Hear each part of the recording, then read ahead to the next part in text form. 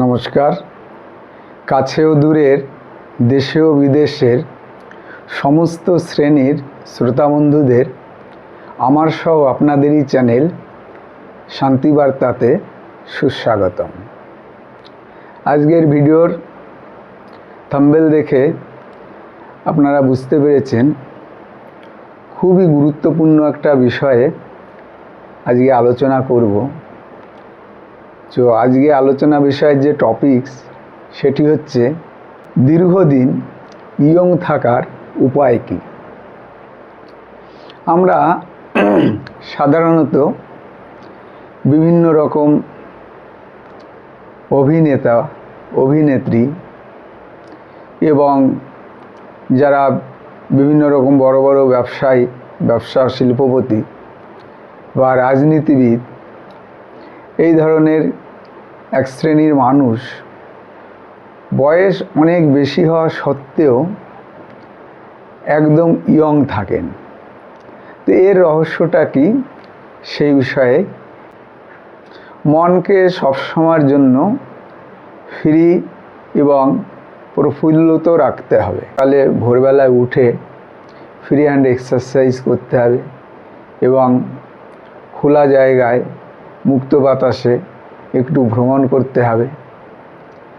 আর কোনো প্রকার দুশ্চিন্তা রাখা যাবে না মনের ভেতরে। এই সব বিষয়গুলি সঙ্গে সঙ্গে আরও কয়েকটি বিষয়ে ধ্যান রাখতে হবে, তাহলেই আপনি দীর্ঘদিন নিজের বয়সকে ধরে রাখতে সক্ষম হবেন। সুষম আহার পর্যাপ্ত পরিমাণে গ্রহণ করতে হবে। পর্যাপ্ত পরিমাণ বলতে বেশি বেশি নয়, এখানে সুষম আহার বলতে সবুজ শাকসবজি বেশি করে খেতে হবে।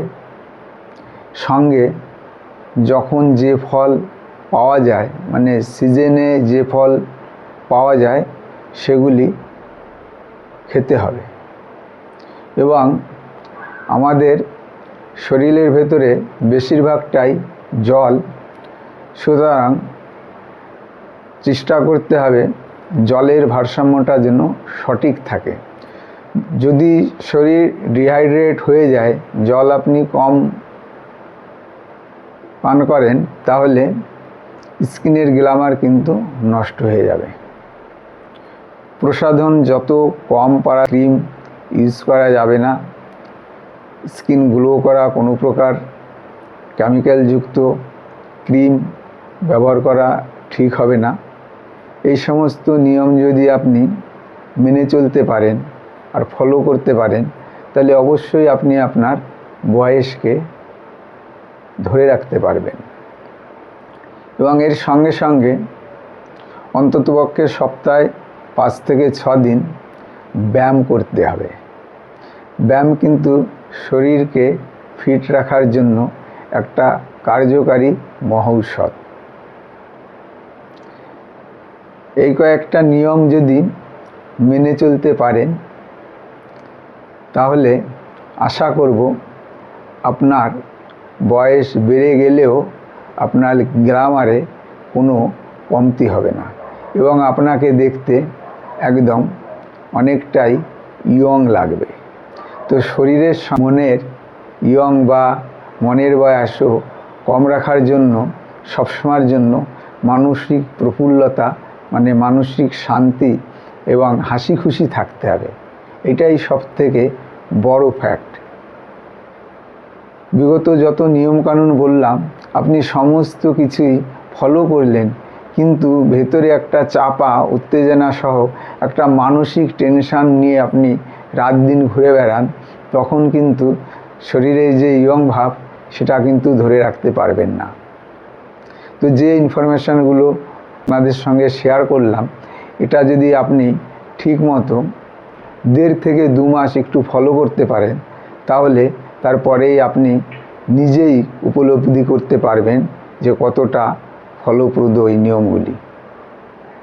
তাহলে আজ আর ভিডিও বেশি বড় করব না। আপনাদের যে আলোচনা কোনো উপকারে লাগে তাহলে অতি অবশ্যই সাবস্ক্রাইব করে, কমেন্ট করে, লাইক করে পাশে থাকবেন এবং বন্ধুবান্ধবদের মাধ্যমে শেয়ার করবেন। শান্তিবার্তার একটাই উদ্দেশ্য, সেটা সবার সর্বাঙ্গীন মঙ্গলে যেন সহায়তা করে। এখানেই ইতি টানছি। সবাই ভালো থাকবেন, সুস্থ থাকবেন, হাসি খুশি থাকবেন, আনন্দে ভরে উঠুক সবার হৃদয়, এই প্রার্থনায় নমস্কার।